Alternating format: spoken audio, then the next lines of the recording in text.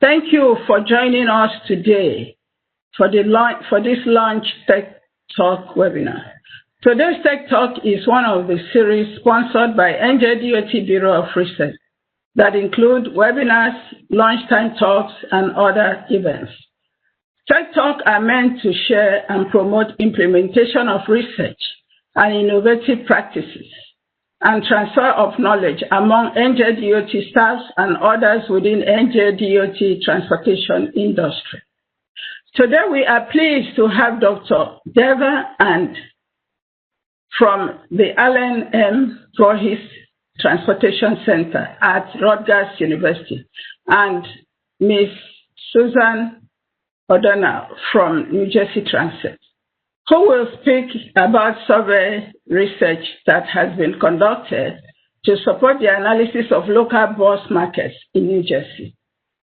For the past 5 years, the Allen M. Voorhees Transportation Research Center at Rutgers has conducted onboard survey of bus riders in different parts of New Jersey for projects funded by NJDOT Bureau of Research and sponsored by New Jersey Transit.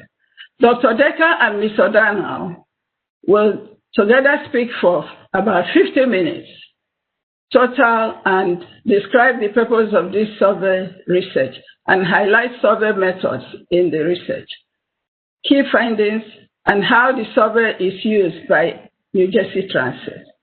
We will have about 15 to 20 minutes at the end for questions. We will try to break by around 1:15 p.m. To submit a question, please use bottom right chat box marked Q&A. Please submit all questions to the host. Questions will be addressed following the presentation. Professional development credits or AICP maintenance credits are available if you stay for the full session. Your name must be included among those who registered today.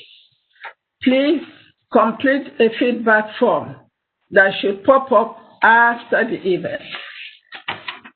Now that with that out of the way, I would like to introduce our speakers today. Dr. Deva Decker is the Assistant Director of Research at Allen M. Voorhees Transportation Center of Rutgers University. Dr. Decker has been conducting research funded by NJDOT Bureau of Research for over a decade, and during this time has held or led 11 projects for the Bureau.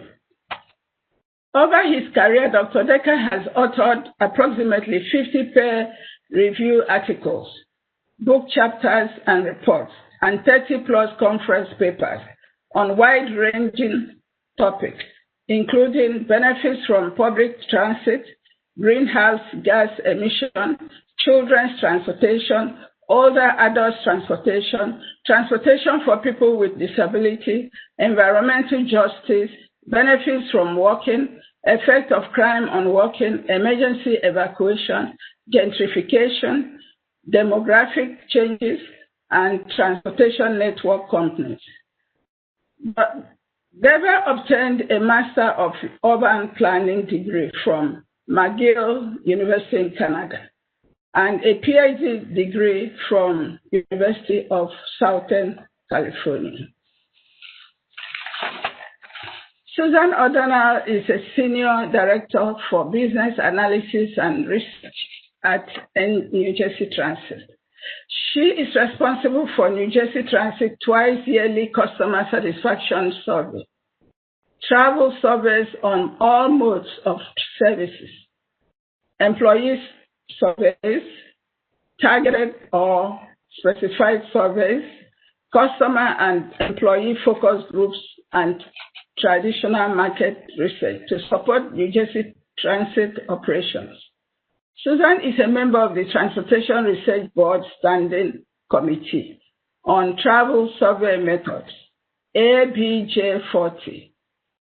Susan earned a Master's of Science degree in Transportation Engineering and Bachelor's of Science degree in Civil Engineering from the New Jersey Institute of Technology. With that, we will turn over the control to Dr. Deva Decker.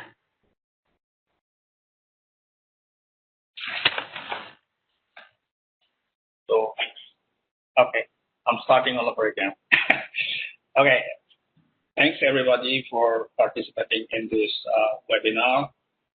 Thanks, Priscilla, for the wonderful introduction that you gave for me and Susan.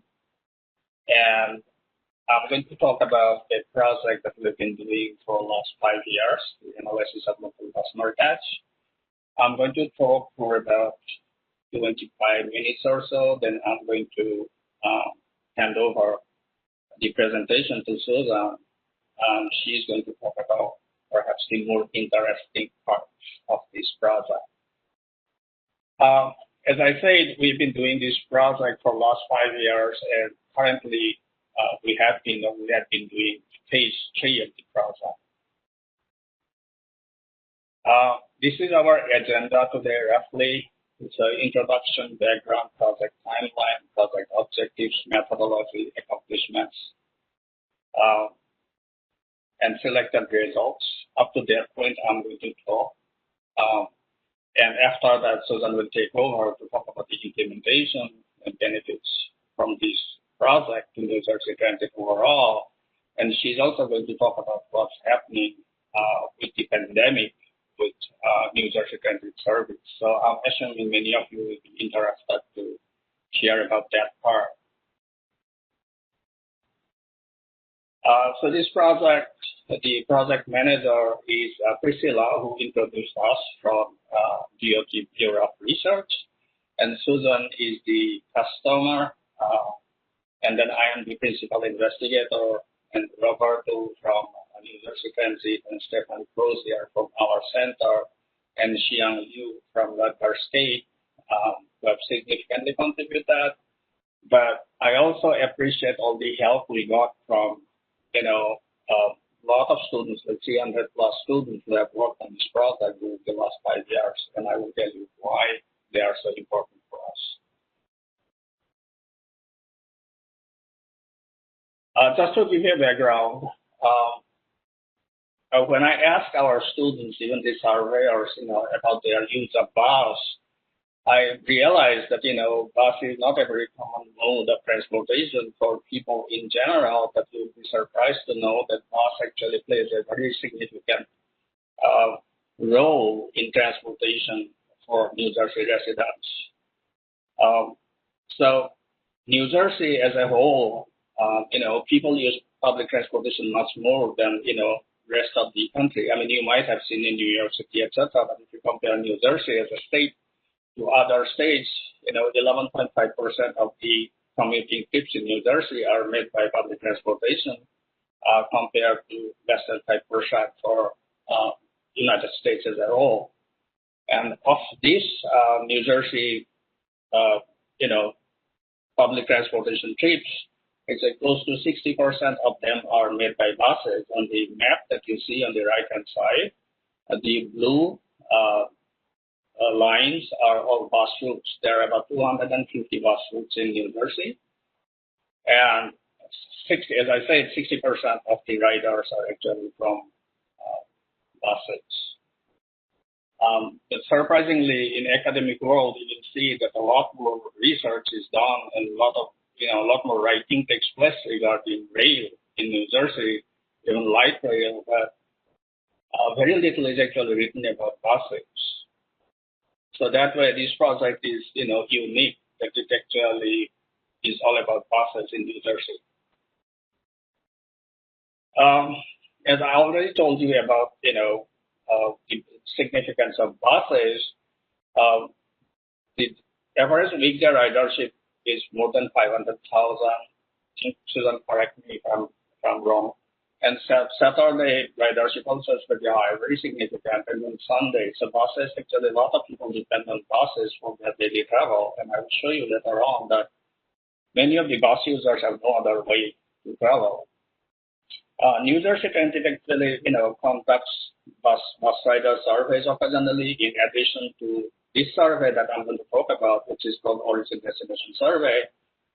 Susan will also talk about other surveys they do, like satisfaction surveys, etc.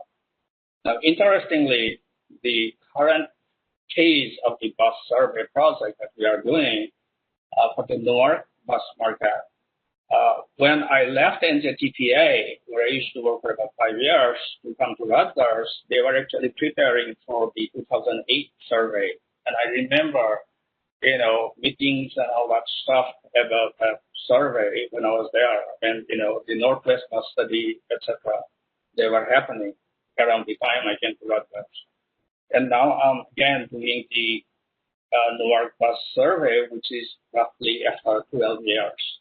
So this, as I'll talk about it later on, these bus surveys are very important for many different purposes. The more surveys you do, the more you learn about it, and you can, configure your system accordingly based on your surveys.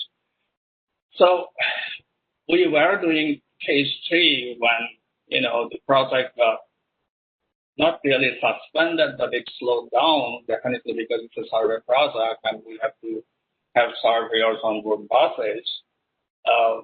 Phase 3, slowed down in March because of the COVID pandemic. But until that time, we had conducted, phase 1, which was primarily in Hudson County. We covered almost every bus route there.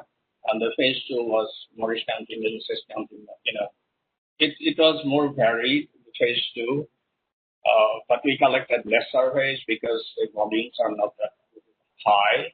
And then we started with Newark Bus Market, which is the largest of them all. And we conducted survey for only one season. Then, COVID hit, and, we are in kind of limbo right now. So basically, this map shows how the, 3 phases took place. The phase 1 was almost entirely in Hudson County, or, some routes going from Hudson County to surrounding areas. And then phase 2, we covered many different parts of the state. And then phase 3 was entirely about the Newark market. And when things get better, and, we're discussing with university and how to get started again with the survey.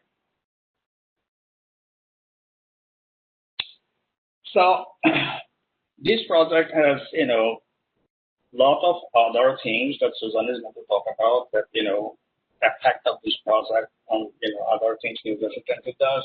But as a part of this work that PTC does, our center does, main thing is to collect the data and show the environmental impact of local buses and also show the traffic impact of local buses, meaning the effect of local buses on automobile travel, delay and etc. But after phase 1, we actually stopped doing traffic impact part of it because it ends up being very expensive, and I'll tell you why. Because we have to collect so much additional data that becomes quite burdensome on the team. In addition to that, the survey helps to fulfill federal requirements for university Title VI analysis, and it helps to do travel demand models, and of course it helps to plan for transit service. So basically, at our end at PTC Rutgers, we prepare for the survey. You may think it's not a very big job, but preparing for survey is quite cumbersome and logistically very important. It's as important, probably even more important than conducting the actual survey. After we conduct the survey, we clean the data, we develop weights to convert the sample of bus riders to actual bus riders. We do margin of errors and all that stuff for every bus route. And we do all the demographic analysis by every route. Because of the Title VI requirements, and then we do analysis for the environmental aspects and traffic impact. Before you switch slides, Deborah, would you want to explain what weighting is? So people understand? People might not know what that is. Okay. Okay, so when we collect any kind of survey data, we collect data from only a small sample. for example, when we collect bus survey data, about 15 to 20% respondents, bus riders actually respond to the survey. We collect all the surveys on board, but we also allow riders to mail them back to us. But at the end of everything, we collect 15 to 20%. But that is actually treated as twice as much because a bus rider will fill out the survey only once, but most of the time they make 2 trips because a lot of these trips are commuting trips, and if they do the survey, they complete the survey in the morning, they are not going to do the survey again. So that is understood. So basically, on the whole, our response rate is about 33% or something. But ultimately, we have to convert the sample based on at what time they are traveling, in what direction they are traveling, and how many riders were on that bus at a particular time. We convert that back to riders by collecting data on actual ridership for that route from New Jersey Transit. So there is a, arithmetic process that we have to go through so that afterwards, when we analyze the data gets analyzed as riders instead of the sample of people we collected the data from. So it gets corrected. Now, some of you, if you are, involved in other kind of survey research, or if you use other survey data like NHDS or something, then you probably know that there is always a variable or maybe multiple variables that are actually used for weighting. So basically, it converts the sample to population. That's the purpose of it. I hope I've been able to explain.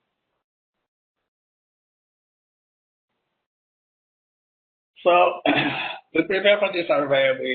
First we develop the survey questionnaire, which has not changed that much. That we tweak some of the questions, meaning basically rearrange the survey questionnaire over time a little bit, looking at how people have responded, because a lot of times they don't understand the origins and destinations. They think about bus trip as two-way trip instead of one-way trip. And because the origin and destination are so important for us, so we looked at our questions to see, how questionnaire should be. And then we have to take permission from our, institutional review board, called IRB, for all human subjects research. We have to get their permission. And then we hire surveyors. That is a big effort. We have to, post our surveyor positions in, Rutgers student websites, and we send people to various campuses, post it at, Rutgers bus stops and whatnot. And then we interview and hire them, and we train the surveyors, and I will talk about a little bit about the training itself. And we convert driver schedules. I will explain that in a little while. To assignment sheets, I will explain again what assignment sheets are.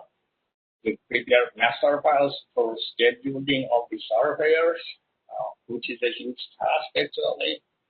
And we prepare weekly schedules for the surveyors. Now, we conduct surveys only in spring and fall.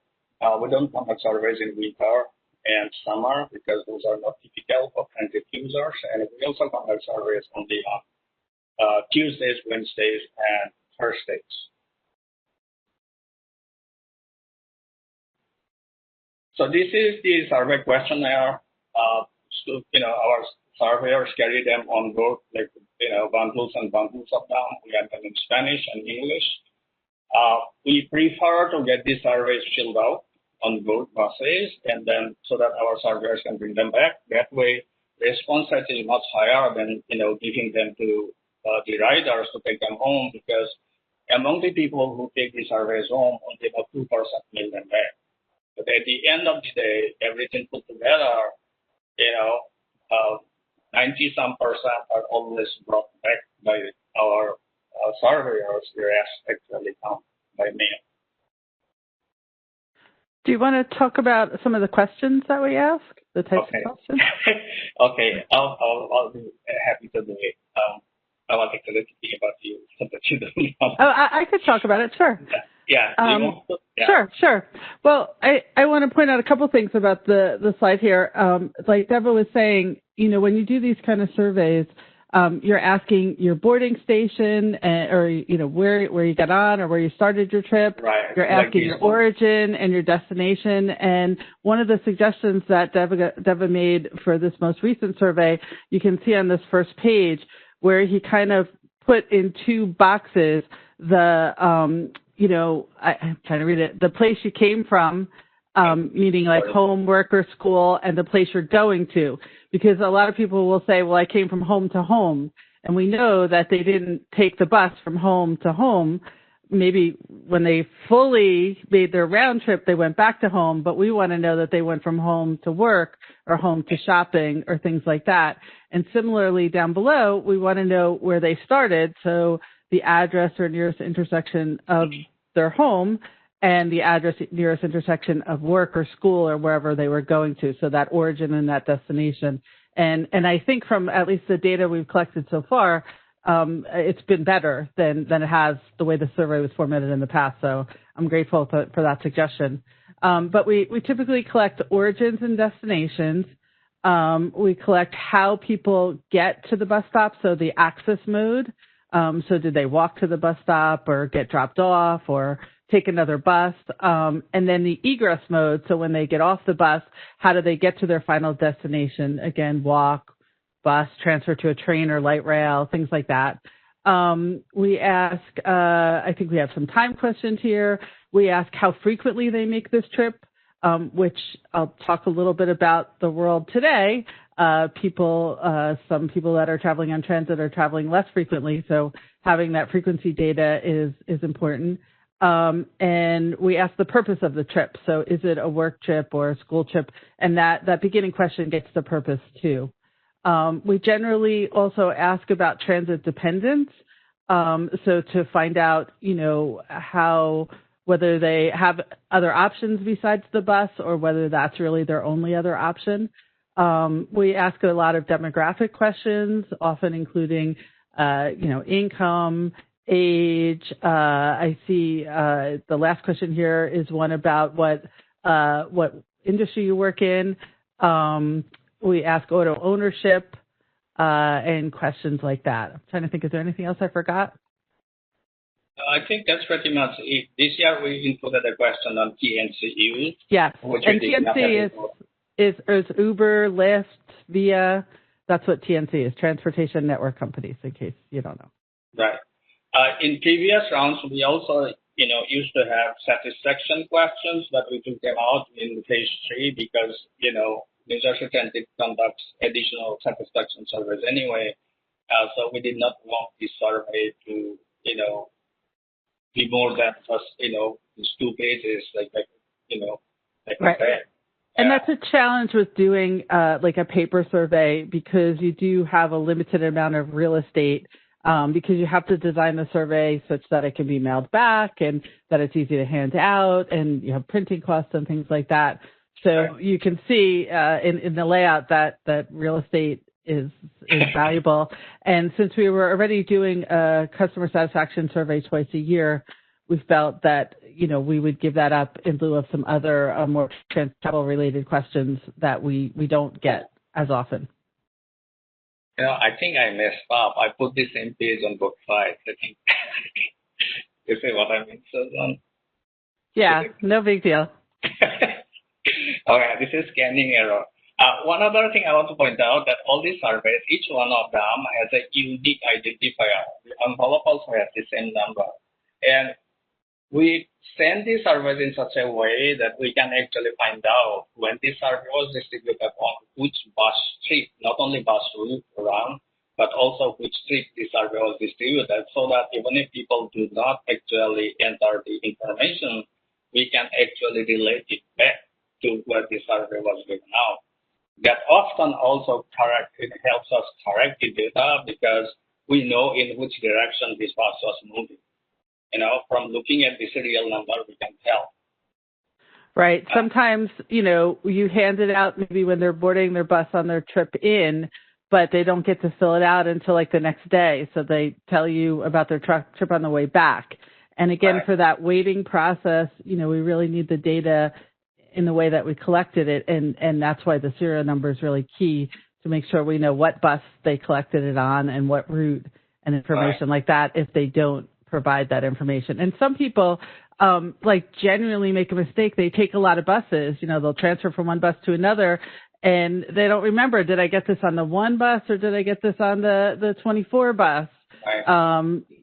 So they'll put one down, but we know we gave it out on the one bus. And so we can make those corrections. I also want to point out before I move on to the next slide that we also give the option for riders to do the survey online, but it's a very, very low percent. Sometimes out of 5,000 surveys, we get only about 5 surveys conducted online. The bus riders don't think about, online survey as a big, a way of doing the survey, completing the survey, and which is a big contrast with rail surveys because we also did the Hudson Bargain Light Rail survey where, very large percent of the respondents actually completed the survey online using their smartphone or their computers at home. So for bus survey, paper survey is the way to go because, otherwise it's very hard to get their response. And also, as you mentioned, your surveyors really encourage people by giving out pencils to complete the survey on the spot because really the best response rate is going to come if you get it right back there on the bus if they have enough time to complete it and can hand it back to the surveyor. We also offer an incentive. I think we had 5 gift cards were offered in a drawing. Yeah. Right. New Jersey Transit pays $500 to purchase 5 gift cards, and that actually increases the response rate definitely. And sometimes rider may ask, "May I take 2 surveys, one for my wife, one for my wife, so that she can do it?" If your wife is riding with you, then you can take it, but if your wife is not riding, then you cannot. However, the same rider can do the survey a second time during the day because we want to know about that particular trip also. So when a rider says, "I did it in the morning, I'm not doing it in the afternoon," then, it hurts. And we usually get more surveys back in the morning than in the afternoon because of that reason, because the same person travels twice. And some of the rail surveys we did from New Jersey Transit before actually included surveys only in the morning and not in the afternoon because of that reason, because the response is so low. Susan, I'm moving to the next one unless you want. Okay. Yeah. So I talked about paddles and assignment sheets. So basically when we get the data from about bus trips from New Jersey Transit, we don't get the bus schedule you might have seen, at New Jersey Transit stations or bus stops or something. Those printed schedules are different because you only see there will be a bus at 7:05, there will be a bus at 7:10 and 7:15, etc., etc. But we use the paddles. The paddles are actually given to drivers so that they know what they are going to do. So a driver will take out a bus, a drive back and forth between 2 points. For example, say New Brunswick, Woodbridge Mall, Woodbridge to New Brunswick, etc., etc. After 4 or 6 of those trips goes back. Now drivers have what you see on the left-hand side. They follow that. That's called paddle for whatever reason. I don't know what the issue is. I think actually it was a paddle that was in the window. I could be wrong, but I'm pretty sure it was actually a paddle that had the schedule printed on it, and they had it in the bus. Okay. And or something like there's some history that it was physically on the paddle. Right. So we take these ones, there is a little trick that we have to go through. Then, we prepare something called assignment sheet. On the right-hand side, you'll see this. This is one of 3 pages. So for one particular trip, our surveyor will have, for every trip, there will be one of these set of assignment sheets. And this lists all the bus stops the bus will go through. They also, as much as they can, particularly on the on side, meaning how many people got on the bus, we count them. Getting off is a little difficult to count because, one person has to look at those doors. But we collect this information because we need it for, later purposes. At the end of it all, after the end of the trip, the surveyor will write down how many riders were there on that particular trip. we use this information later on for, comparing with New Jersey and with actual ridership volume for margin of error calculation, et cetera, et cetera. So we actually collect boardings by station. Getting off is a little, difficult to do, but we try to do as much as we can. So we train all these students we hire. Usually we hire per season about 30, 35 students, maximum 40, because beyond that it is not manageable. We give them a 3-hour training where transit folks and DOT folks come, and we show them what they are going to do on board. Many of these students actually have not been on buses other than midi-reference buses. So, we send these surveyors with these kind of bundles of bags and pencils, and, assignment sheets are here. You can see it. We train them how to go early, find parking spots where, near where they're going to board buses. They always board buses at one end and stay with the bus, on the same bus with the driver. They will do back and forth. As I said, they go from one point to the other, then back, etc. We train them how to find the actual bus stop location. Sometimes, I don't know how familiar you are with buses. You can go to a particular block and you will see 4 different ones in 4 different corners of the same block. So you have to figure out where exactly you are going to go to bus. You have to know whether you are going south, whether you are going north, etc. And we even prepare something like this so that they know, We have seen all sorts of mistakes that surveyors make, and they, miss their scheduled trip. So this is a difficult thing every season. First couple of days we'll have quite a few incidents where surveyors miss their buses, and we have a protocol to follow. What we do if they miss buses, etc. We give them instructions about parking. We actually pay them for parking wherever they park. We pay them for travel to the survey site, and ends up taking fair amount of money. But the good thing is the money goes to students, and many of them are graduate students. Many of them are not very affluent. So I think the money serves very good purpose, because a lot of students get supported by this project. And then inside the bus, it's like this. Not always. Often they're very crowded. They board the bus.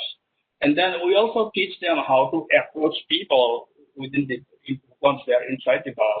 There are some tricks that you have to go to first person who you think is going to complete the survey. Because if the first person completes the survey, the other ones I should also do the survey. But if the first person does not want to do the survey, then subsequent people will just not even look at you or show you angry face, or be very busy listening to their music or whatever. So we train our students to go, if necessary, to go to the end of the bus and start distributing surveys in the back, so that the front people don't really know what's happening, whether people are doing this or completing the survey or not. And if it's a very short trip, then we also encourage them to give the surveys to take them home, because there is not enough time to complete the survey. Because completing the survey can take up to 10 minutes. And usually it's about 5 minutes, but depending on the capability of the rider, it can take up to 10 minutes. So it's a huge effort, but in spite of all the training and stuff, in the beginning of every season, we do see, things not going exactly the way we anticipate. So the surveys, as I already mentioned, that we conduct on Tuesdays, Wednesdays, and Thursdays in fall and spring. And in phase 1 and phase 2, we collect the data from all buses between 6 a.m. and 4 p.m. But in phase 3, because there are such incredible amount of buses, meaning bus trips in the North Market, we actually decided to collect data from 2/3 of the bus trips instead of 100%. So otherwise, it's not really doable with any amount of, any kind of budget. And I think the NJTPA people, some of them are here, and they know how expensive these surveys can be when they're conducted by private contractors. So we send 2 surveyors on board for every bus survey. Partly it's for security, but also they have to do one person distributes and collects the surveys, the other person actually manages the assignment sheet and collects all the information about boardings, etc. And they go for and change positions. Now, the surveyors stay on board the bus for one run. A run is a combination of many different trips. It may be 6 trips, it may be 8 trips, whatever it is. So they stay on the same bus. We, don't try to make them get off a bus and run into another bus, etc. So, basically, they stay on the bus. After every trip, they bundle the surveys for that particular trip. And then, there's a protocol. They have to write down certain things on every packet so that we know when we enter the data, where the surveys came from. And, there's a IRB protocol that they have to bring the surveys back that day. They cannot leave them in their account or anything because of privacy and all that stuff. And we follow those rules. So this is basically to show what is a run against a trip. The bus comes out, goes to one direction, that, goes back and comes back, etc. And sometimes we encounter, dead-head trips, etc. But I'm going to skip that part because, otherwise so I won't have much time. But this is the way the surveyors stay. They just stay on the bus for a combination of trips. And we have to arrange for them to, when they can go to restroom, etc. We plan them all before. So once we get these surveys, we enter all the survey data. I hire about 3 to 4 people, and we have an office at PTC dedicated to them. They enter the data. When they enter the data, they look at the actual bus route, and correct, any possible errors that there may be in the data, direction-wise, etc. And they also have to read all this handwriting to figure out where exactly it is. Sometimes it may be Dunkin' Donuts in whatever small town. So they have to actually find the address of the Dunkin' Donuts and put it in, electronic format so that it's easier for us to geocode the data. And then we develop the weight. I already mentioned it, and we geocode all the origins and destinations.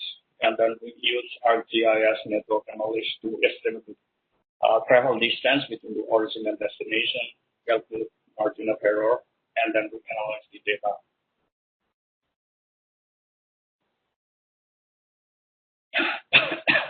So over time, we have learned quite a lot of things. Often in the beginning of this season, particularly, surveyors have difficulty finding the exact bus stop. Sometimes, the buses will come late and they get all confused because we tell them, you'll go bus route number 81, run number 005. But if something else comes there instead of 005, 072 comes up before that, and they get all confused. So we, have a protocol that, even if your bus is late, just wait there, ask the people, because they will know when your bus will be coming, which bus to board. Because if they board a different bus, then everything gets messed up. So they have to be very careful about which exact bus they have to board. And, there are always issues about addresses and stuff. And we already talked about people think about the trip as a round trip instead of one-way trip, and they give, the same address at both ends. And we have also learned over time that, the highest ridership volume does not always give us the highest number of surveys, because when the buses are crowded, people are grumpy, surveyors have difficulty going from the front of the bus to the back of the bus. We always anticipate that we are going to get more returns on those. But actually, there is an optimum somewhere between low ridership and high ridership, or highest ridership. Somewhere we get the maximum. People should feel comfortable when they're traveling. Then they actually complete surveys much more. If it is very crowded, people are not very good at completing surveys. So what have we done so far? In phase 1 and phase 2, we collected together about 15,000, a little more than 15,000 surveys. We collected more than 5,000 surveys in phase 2, phase 3. only conducting survey in only one season, because that's the new market. That has a lot of ridership. We surveyed only 8 routes, and that generated at least 5,000 surveys. So if we could continue, if there were no COVID, by this time probably we will have 22,000 surveys or something like this. But, we started doing survey on March 10th. On March 11th, there are all these things happening from the state and Rutgers University, and we just stopped after conducting survey for 1.5 days, which is good in a way. The students are safe, but the project actually was affected big time because of the nature of the program. And these are the final reports we prepared from phase 1 and phase 2. These are some of the characteristics of the people. You will see that most of the people. This is from phase 1 and phase 2 combined data. You will see, a lot of these bus riders are, from very low income households. If you add these up, 35% of the people, like 60% of them, and high income people, make a very small proportion of these local bus riders. Same thing in terms of race. I mean, this is from phase 1 and phase 2 that, includes riders from all over the state, basically. And again, you see, white riders constitute only 28%, and, others are all minority of one kind or the other. You also see Hispanic percentage is always very large, and that's why we always carry Spanish surveys. It also reminds me to tell you that a lot of Hispanic riders actually fill out the English survey, but then, in the question they mentioned that they're Hispanic. And you can see here that, 47% of the riders, local bus riders, they don't have any vehicle in their household. So actually, transit buses do them, big service, because without that, they won't be able to go or travel much. And there's another question in the survey. We asked them why they use buses, and 52% say, they have no other way to travel. So the bus is the only way to travel, compared to what 40% people say that's the best choice for them. So for phase 1, we also did traffic impact analysis.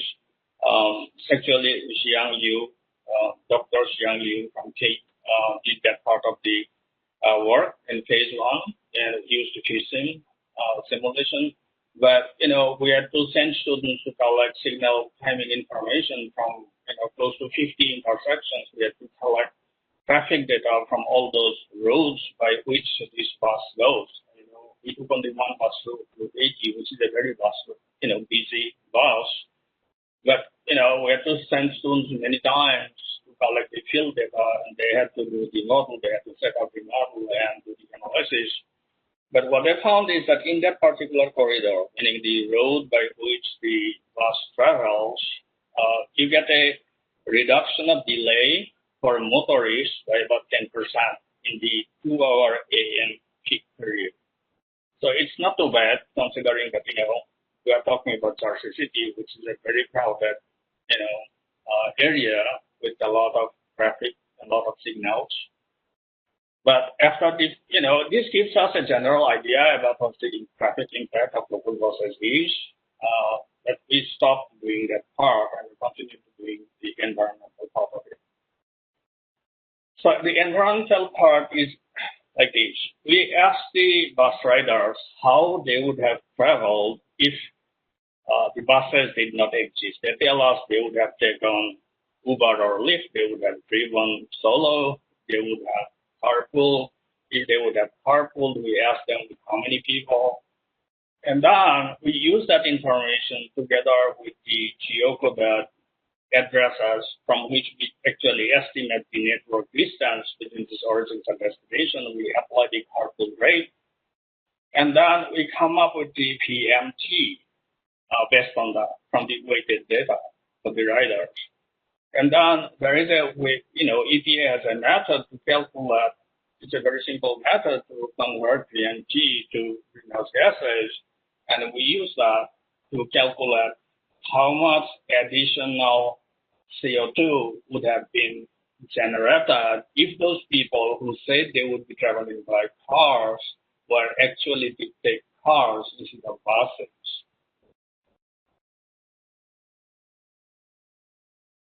So these are the calculations. Phase 1, you can see that more than 10,000 metric tons. Phase 2, 6,100. Phase 3, only 8 bus routes. But this is draft, but I did the calculations, and the 17,000. Now, if you compare that, at the bottom, I wrote down that one car generates 4.6 metric tons of CO2 in 1 year.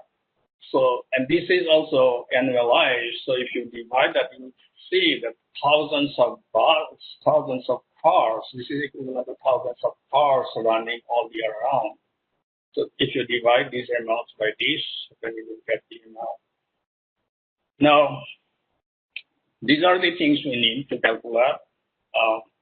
And what we find interesting is that it was not so much when we started the survey, but in more recent times, when we asked them what they would do if buses did not exist, and perhaps because they do not have cars at home, the largest proportion of people, actually the riders, say they are going to use Uber or Lyft.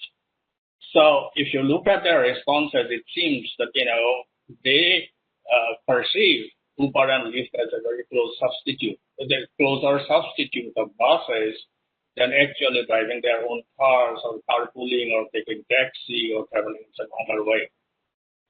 So that actually contributes the most to the CO2 generation, the way we calculate.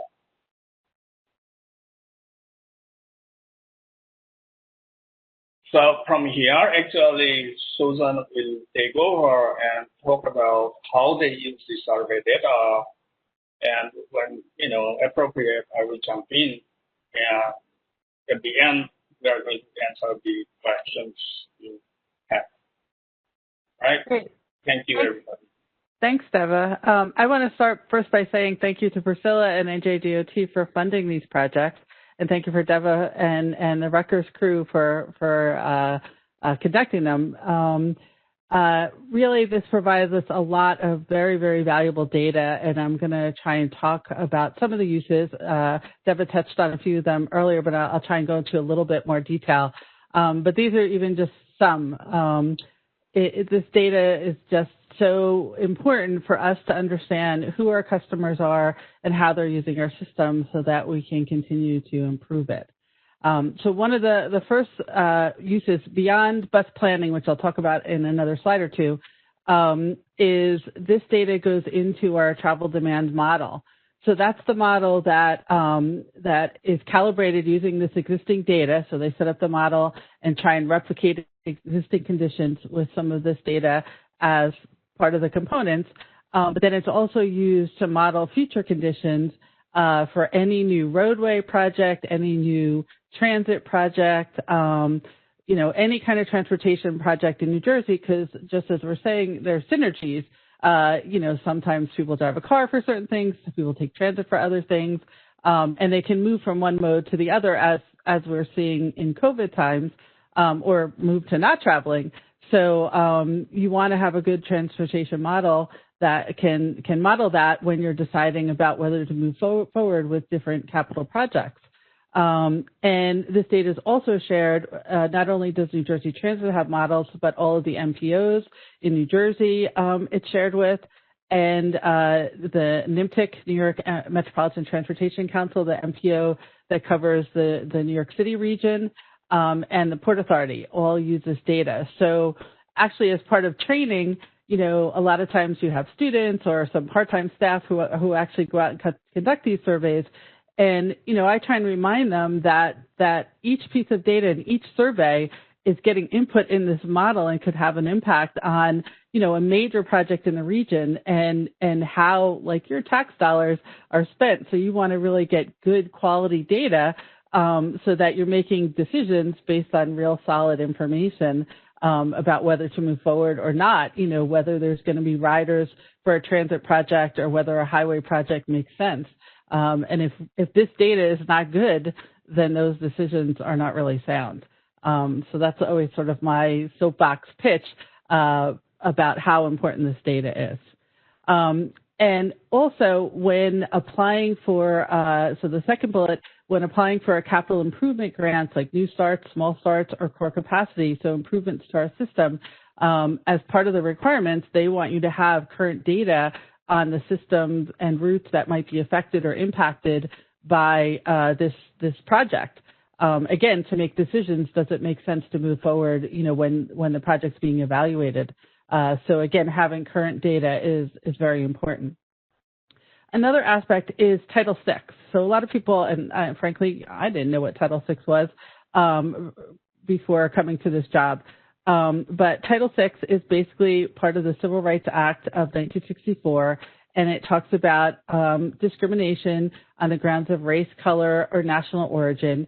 And Title VI is tied to federal funding, that federal funding won't be provided for any project that's discriminating on one of these bases. And there's a lot of very detailed regulations that go with Title VI that I'm going to go to the next page. Oh, wrong way. That we need to undergo to make sure that we're not having a Title VI issue. So one of those is what's called the Title VI equity analysis.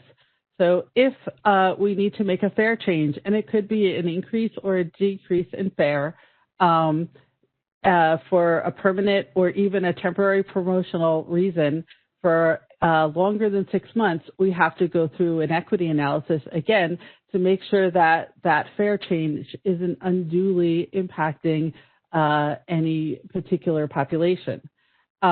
Similarly, we have to go through the same process if we need to make a service change that's going to last longer than 12 months. So this would be like a major service change, not, we're always updating our schedules and tweaking it and things like that. Those are minor service changes, but if you're going to do something much more dramatic. And a recent example that I can think of was, I think about 2 years ago, or almost 2 years ago, there was a route called the Route 95, and it was a route that was added as part of the Pulaski Skyway construction to try and get people to switch to this bus route instead of traveling over the Pulaski Skyway. When that project completed, the need, and I believe DOT was funding the route, the need and the funding wasn't really needed for the route anymore because now the Skyway was open and people could continue traveling. So the decision was made, and ridership, frankly, wasn't all that high. There wasn't that many trips. I think 4 in the morning and 4 in the evening, but don't hold me to that. That's going by my memory, which isn't always good. But so the decision was to discontinue that. But before we could do that, we had to do this equity analysis. And because that route was so new, we didn't have any data. So we actually had to go out and collect some data. We rode the buses and interviewed passengers and did surveys, just as Deva's group did for the buses we discussed earlier, to get that data to use as input for that equity analysis. Another thing is we have to update our Title VI plan, I believe about every 4 years, I think. And as part of that, there's a 4-factor analysis to understand different people that are using our system, and in particularly looking at limited English proficiency or LEP populations. So it's important to understand where the LEP individuals are and what services they're using, and whether they have access to service. And we have to develop a language assistance plan to identify what languages we're going to put things out in right now. So this kind of data can get inputted into that, because sometimes we have questions about languages spoken at home, other than English, what languages are spoken at home, to try and get a handle on the need for different languages in different areas.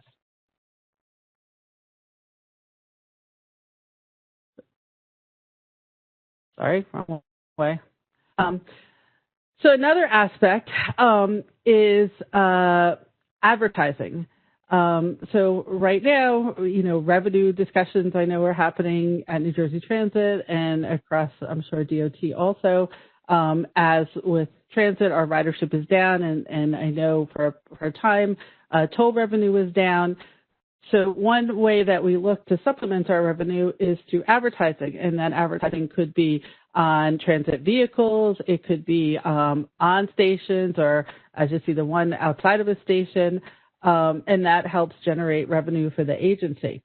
So when working with the advertising agencies, they are very, very interested in who's going to be in those stations, what are the demographics of the people that are going to be riding that bus or traveling through that station, because then they can target their advertising to the demographic that's going to be seeing it, and obviously generate more revenue. So they are very, very interested in our demographic data, and even I'm going to talk a little bit about who's riding during COVID. With more transit-dependent people riding during COVID, some of the advertising might change up towards a lower income demographic in some ways, and things like that. So having really good and current data about who's using transit is really important for that purpose. Another aspect, as I mentioned, so one of the first things we did, and actually the bus data that Deva talked about collecting in the fall, we've already passed on to our bus service planning department, who uses it, every day as part of their planning purposes. But we also recently started a project through our planning group, our larger planning group, called the Newark Bus System Redesign Project, where we're looking more closely at the bus routes to see, is there a better way to align them, have new land uses and new things come into play where maybe we need to modify routes or extend them, or serve new areas and things like that.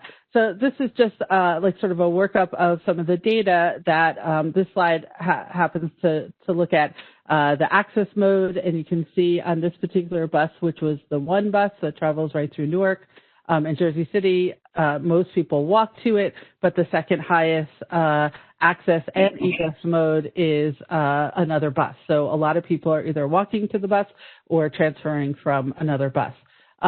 So again, having a good understanding of who's riding it, where they're riding it, what purpose they're riding it for is critical to really successfully, redesigning the system.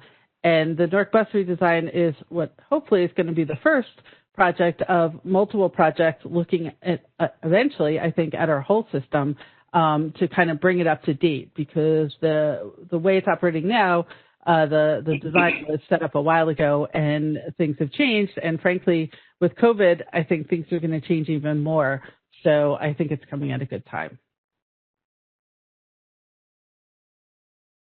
And then this is just a variety of other uses. There's studies to look at improving stations or access to stations. Sometimes there's corridor studies. If we're looking at fare policy, I forgot to mention in the survey, we do often ask, what type of ticket did you use or pass? So did you have a monthly pass or a 10 trip or just a one way? To again, look at that. So if we're looking at fares, we might look at that or any of these things. But I'm going to touch on, there's regional planning and special events, or what I call unexpected. And frankly, on the next slide, if I can click this button.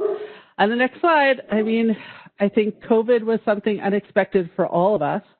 And I'm just going to finish this presentation with a few slides from a presentation I've given to our customer service board and certainly to all of our internal operations and senior staff about some travel surveys that we did during COVID because we knew, travel had changed, far less people were traveling, and we wanted to better understand who was traveling and why, and even understand a little bit about who wasn't traveling.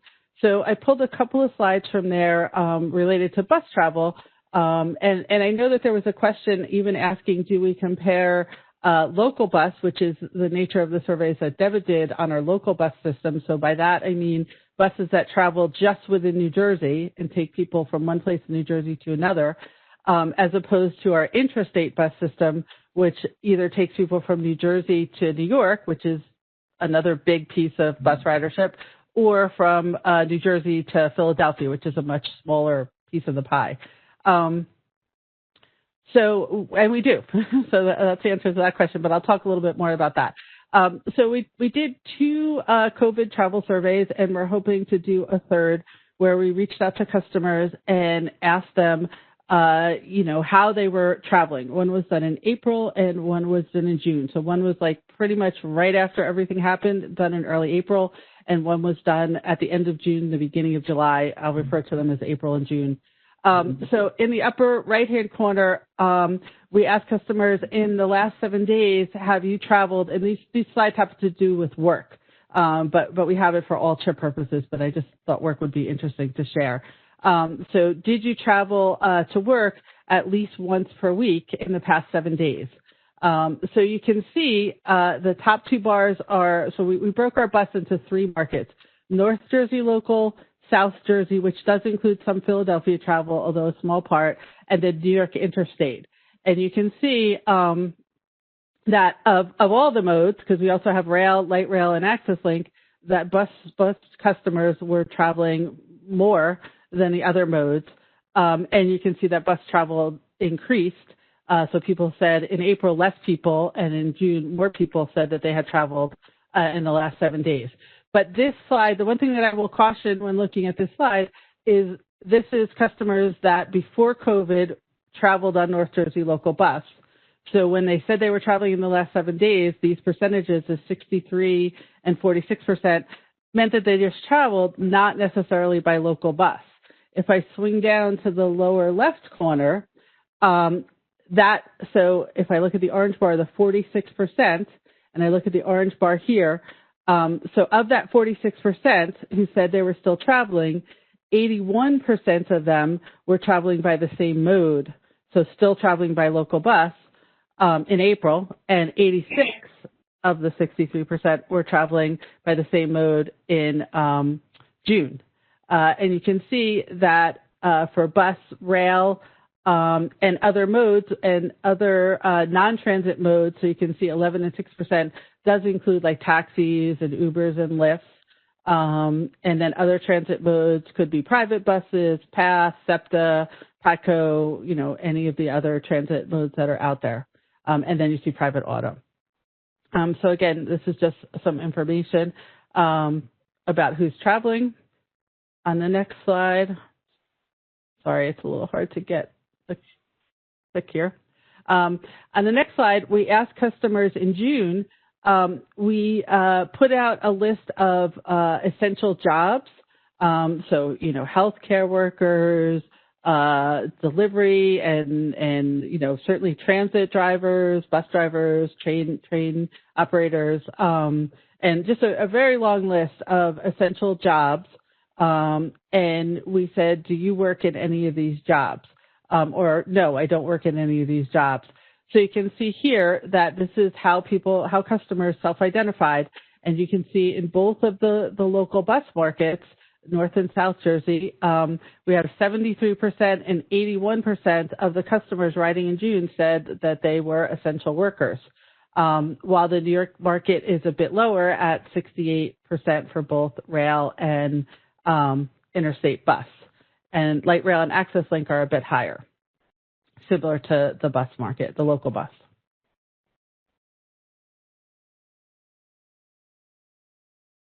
On this slide, it's similar to what Deva showed. On the left side, we have the percent of customers before COVID, which is shown in burgundy, April, which is shown in orange, and June, which is shown in blue, that own 1 or 0 autos.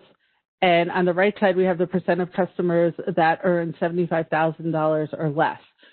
So again, I think this slide particularly shows sort of the tale of two markets. You have that local bus market that have low auto ownership and low income as compared to the New York market, both rail and interstate bus, which have a bit more autos and are earning a higher income. And I think that was my last slide. I'll just put in a quick pitch. This is was a small part on the COVID slides of a presentation if you're attending Transaction. I'm going to brag a little. There's a really good panel we have about all of the planning work that we're doing at New Jersey Transit. We have, I think, 5 different speakers, and I'm one of them. So I have like a 10-minute version of this presentation with a little bit more information. And certainly the other presentations are really good. And if you're attending Transaction, you might want to look for that. It's going to be one of the on-demand sessions that you can watch on the day of Transaction or any day for the next 30 days. So you might see me there with the same background. Thanks. All right. Thank you so much, Susan and Dr. Decca. That was a really great presentation, and we got a few questions for you guys. Either one of you can step in and answer these. About the surveys initially, how many questions were in the survey, and did you use any kinds of incentives to get people to answer them? We had about 38 questions or something like that. And, it varied. And unfortunately, I did not even put the actual survey. One page is not there.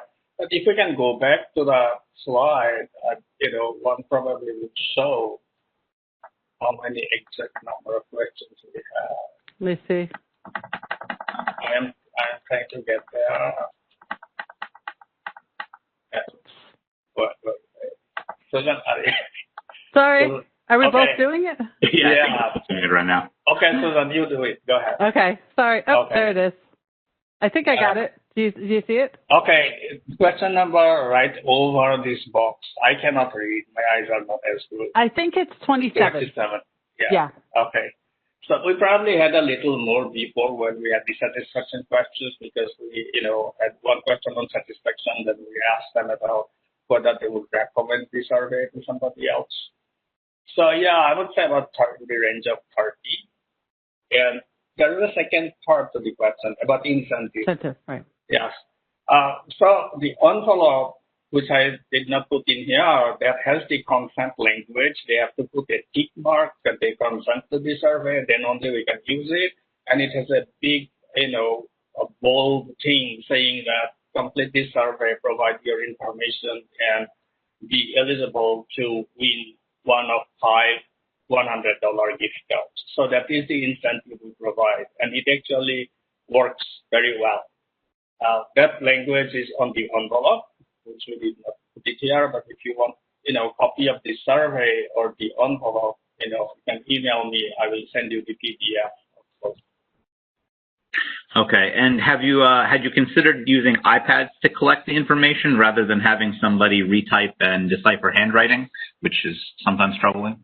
Yeah, I think we can, respond to this question. Susan has a lot of experience doing iPad surveys herself. We actually did not consider using iPad because we won't be able to collect as many surveys as we can now. Because, one surveyor will have to be consistently with the person with the iPad. Then once done, let's say it takes 5 minutes, then it goes to the next person, etc., etc. But many of these bus trips are, 20 minutes, 25 minutes, etc. So if we have one iPad, one person can only do it because the other person will have to collect ridership information. So we'll end up collecting 5 surveys. We generally get 12, 20, 20. If we're lucky, maybe we can get 25 surveys from one trip. Right. So iPad will not be very convenient and efficient for the use. But Susan has experience using iPad. I remember right. talking about Yeah, I've done a fair amount of face-to-face or surveys with iPads in a lot of different venues. But I agree. A bus is a challenging place to do it because it's fairly confined. It's limited to the sides of the bus, and a lot of these bus trips are really crowded. So trying to move around the bus with the iPad, and even if you had a couple and one person gave it out, again, you just have 1 or 2 or maybe 3. I don't know if I'd even go that far. People doing it, and you just have to wait for them to do it. And so logistically, it's a bit challenging. I mean, it's super beneficial when you can And certainly if you're doing surveys at a station or on a platform, it works really well because you could also have a lot of surveyors out there in different places along the platform, but you don't want to put too many people on the bus. And now with COVID, we actually have another RAL survey that we're talking about doing at some point in the future. And we were thinking about using iPads for that. So now with COVID, touching and handing, and it's a new challenge. So new measures might have to be in place. I'll also, I'll also point out one thing. There is a report from Mineta Transportation Center within the Asha Agarwal that actually evaluates all the different survey designs for transit riders, and that study actually concluded that the paper survey is the most efficient survey for buses. Okay. What are some of the typical variables that were used to weight a sample to the total ridership? Are weights different for each route, time of day, or by demographic variables such as race, age, or gender?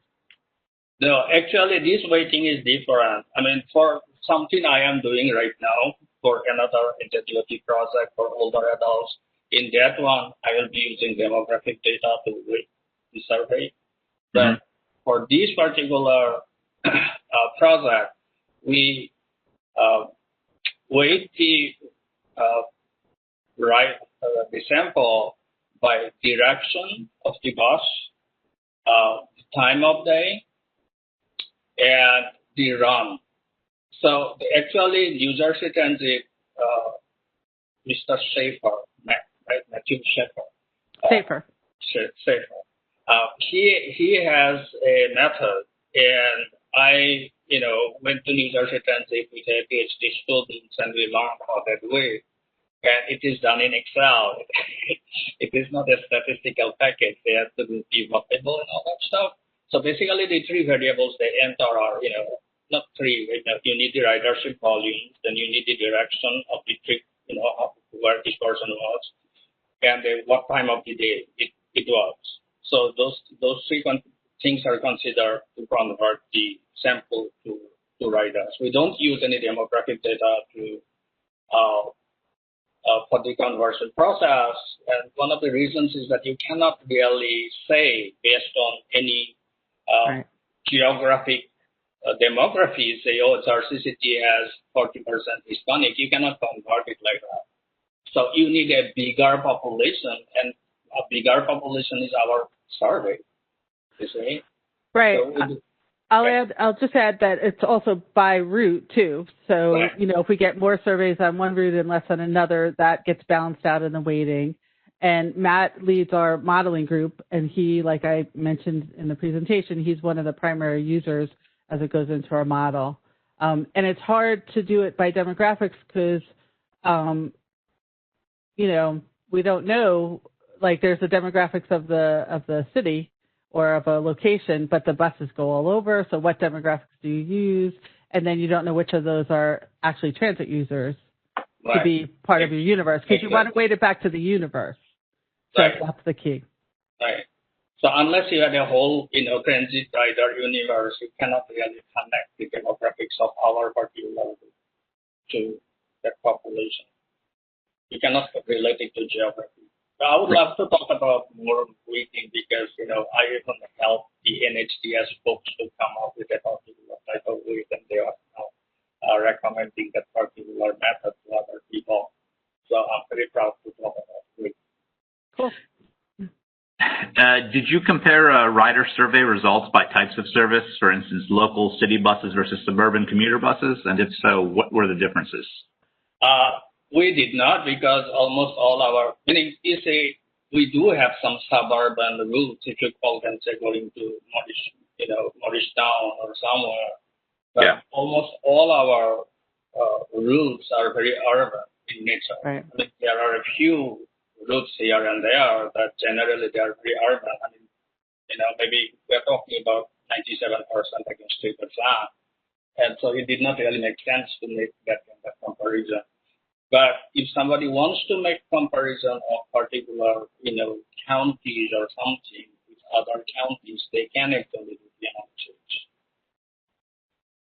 In regards to the traffic impact slide, what is the delay imposed on buses by auto congestion? Were you able to deduce that? I am probably not the best person, even though, I started my transportation career for a consulting company doing that kind of work 30 years ago, 1990, yeah. So I am probably not the best person, and Xiang is not here. So, but because I am the, person leading this effort, I actually went to them to see what they do. They collect information from all the intersections that the bus goes through. They collect traffic signal timing, how much of red and how much of yellow and how much of green, etc. in both directions. Then they move on to the next one and then move on to the next one. And that data was brought into K, and the input to KSIM. I know that they use KSIM. I have never used KSIM in my days. And they ultimately did the analysis, and they did a task report. That was like 5 years ago, 4 years ago. If somebody is really interested to know the methodology, I can actually send that take memo for the exact methodology they use. I'm not an engineer, so I don't really know all the nitty-gritty details of this thing. Okay. That is all the questions we have so far. I want to thank you again both very much, and we're going to turn this over to Priscilla. I also want to thank everyone for their interest in attending today and for your questions. We hope that you and your family and friends are healthy and safe. Please be sure to fill out and submit the feedback survey for today's presentation. It should be available to the showcase team is preparing today for a resilient tomorrow. The event will be virtually on October 28th through October 30th, each morning between 9 a.m. and noon. You can find more information about the event and how to register for the event through the Technology Transfer website and by accessing the link on the screen. Thank you again and stay safe.